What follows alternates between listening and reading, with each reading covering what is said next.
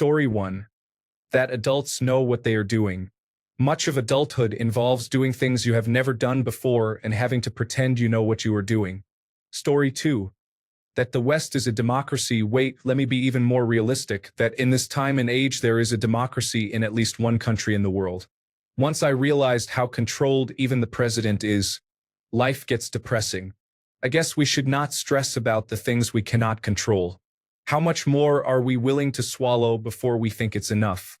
And once we think it's enough, will it be too late? Like the movie The Matrix? Story 3.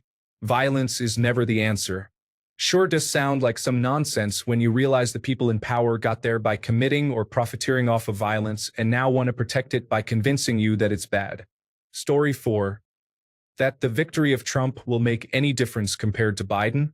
Like they are in charge, laughing out loud. About the Second World War. Never forget the winner writes history. Tip: search the old speeches given in Germany from 1935 to 1942 and translate them with a reliable artificial intelligence. He's literally stating facts. Story 5. People like to believe that they have control over their lives. Their success is entirely due to their efforts. They would never have a problem because they would figure out the perfect solution. But the truth is, real life is a series of calculated risks. You don't have absolute control, and everything you do is a gamble on some level. You can be the smartest and most hardworking person in the world and still run into obstacles. A thread I made today wound up peaking, and I got a lot of amazing advice from people who think it's easy to solve my problems because I never tried the very first thing they thought of. It was a big reminder of how many people are in denial about the calculated risks thing. Story 6. That if you work hard and put the time in, everything will go your way. Sometimes relationships burn out, you'll lose jobs unjustly, and things just happen whether you're prepared for it or not. Story 7. That money isn't important. That is nonsense. Puts a roof over your head, food in your fridge, and clothes on your back. Sure, after a certain amount, it loses meaning, but it is most certainly very important. Story 8. That people are basically good. They're not. It's not to say that people are basically bad. Some are, of course. But on the whole, it's more like people are not so good. Story 9. How much freedom we have. What goes into that is how we are brainwashed, how we are manipulated to think what we think and behave in a certain way, and how little control we have within the system we operate in. Story 10. If you do X, Y, Z, you'll be successful. There are so many varying opinions that do not work for everyone. Plus, life throws challenges at you, so those strategies change. Story 11. That rich people are self-made and become rich by being smarter and working harder than everyone else. This is not the case for most of them. They fail to acknowledge how much of an advantage you get from being born into a wealthy family. Story 12. The biggest lie society believes is that you should dedicate your entire life to working for unelected elites who hoard the majority of wealth while paying you the bare minimum. Even questioning alternative ways to organize society is labeled as radical, undemocratic, or absurd. Story 13. That you have a permanent record. Not really, your documented history is scattered about, and some of it is lost or buried in some box or file cabinet somewhere. Story 14. That your socioeconomic status is driven mainly by hard work, etc. It's mainly determined by where you're born and what kind of family you're born into. Story 15. That conservatives are good for the economy. 98% of jobs created in the last 45 years have been under Democratic presidents. Every Republican presidential term in history has seen a recession except for Ronald Reagan's second, and that saw a major stock market crash. Story 16. Success equals happiness. So many people chase status, money, or perfection thinking it will make them happy, but true fulfillment often comes from meaningful relationships, self-growth, and appreciating the small things. Story 17. That there is a plan and people know what they're doing. This is not true. Everyone is winging it. All of them. Each president, police officer, or doctor. Don't get me wrong. A doctor undoubtedly has more of a clue than some random person about which medications to take for the flu. But people are people. They do make errors, they feel groggy, and often a well-educated guess with a confident delivery is the name of the game in most spaces. The only reason most things work is because teams of well-educated people are often catching each other's mistakes. Story 18. That conservative policies work. No taxes. Trickle-down economics. Work incentives. None of that stuff works. None of it. Never has, never will. Story 19. That rich people create jobs. They create opportunities to extract wealth from labor that happen to employ people. Jobs existed before capital and will exist long after capitalism dies. As long as humans want to have self-perpetuating societies, there will be some form of work to be done that ensures society is reproduced. Story 20. Neither the left nor right political parties represent the will of the people. Both parties' main objective is to consolidate power and money. George Carlin said it best. They don't care about you. They don't care about you at all, at all, at all. And nobody seems to notice, nobody seems to care. That's what the owners count on. The fact that Americans will probably remain willfully ignorant of the big red, white, and blue deception that's affecting them every day. The truth is, it's a big club and you and I aren't in it. The second you think you are part of it and identify with one side, you've bought into the lie. Story 21. Religion. Sorry, but believing things without any factual basis is just absurd.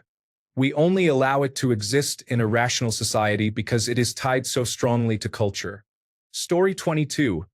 That Reddit and social media represent public opinion. They just represent the opinion of the most unhappy, emotionally immature, and socially awkward members of the public. Story 23.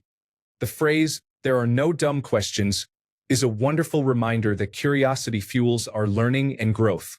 It's a great way to foster an encouraging atmosphere in educational settings. However, it's important to be mindful of how we ask questions. Sometimes, they can carry assumptions that lead us down a narrow path.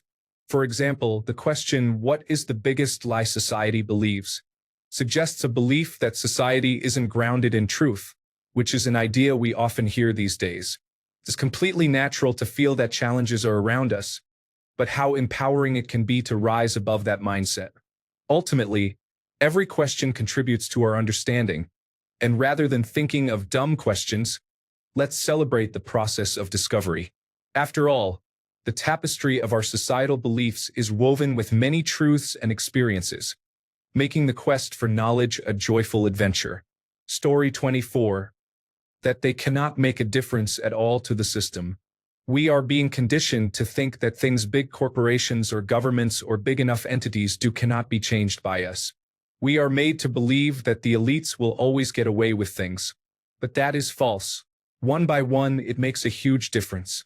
The boycott of McDonald's and other brands due to the Palestine conflict is a great example.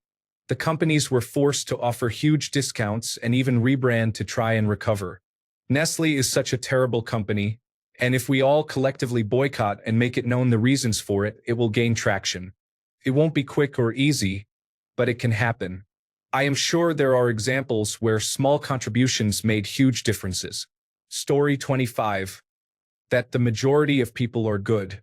The majority of people are selfish, stupid, lazy, emotionally damaged, lying misanthropes, all pretending to be something they are not just to get along. Story 26. That all of society is a construct. The lack of this understanding often gets in the way of change because so many assume that because we were told it has been like this forever that this is the way it should be, and we shouldn't or can't change it. This is wrong. All of society is a construct, and we together decide how it works. Story 27. That you need to tolerate the behavior of some people and let them stay in your life just because they are family. The sooner you let go of that lie and adjust, the easier life can get. Story 28. Free will. There is no free will. Our decisions are predetermined by prior events and natural laws. The universe is deterministic. You are a collection of neurons, each one of which responds predictably.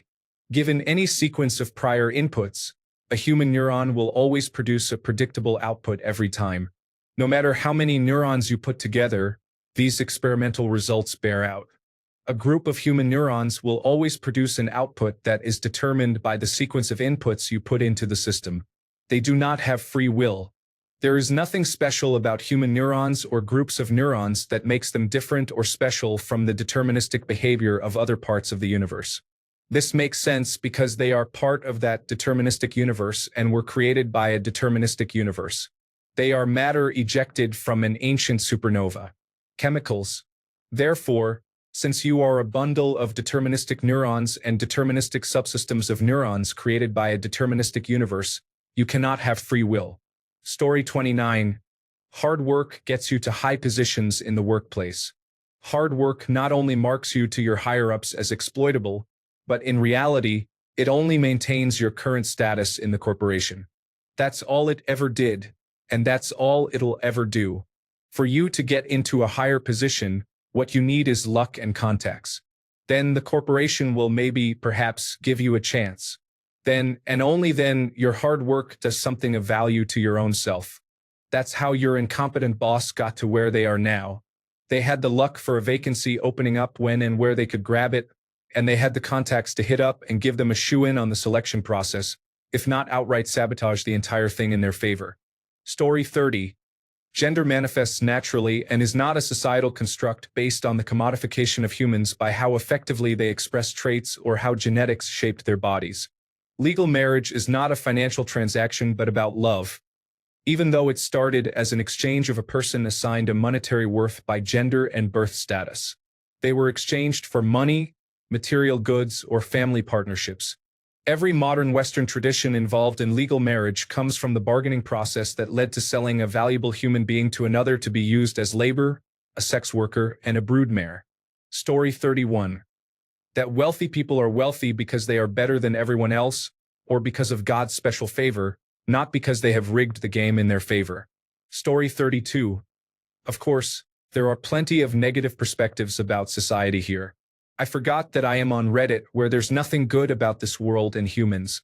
To answer your question, the biggest lie society believes is that there is no God. Downvotes incoming. Story 33. Worst part is that while anyone can start a bank, you need to spend at least $3 million in professional fees to pass the regulatory review process that is controlled by the same insiders using revolving doors. You also need $12 million to qualify. As George Carlin put it, it's a big club and you ain't in it.